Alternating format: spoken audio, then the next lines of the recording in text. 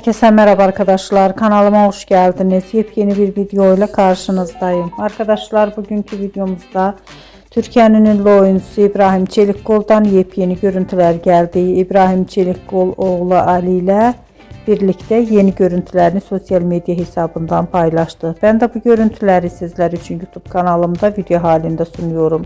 Umarım beğenirsiniz. Arkadaşlar, videomu beğendiyseniz kanalımı izlemeyi ve bildirim butonuna basmayı unutmayın.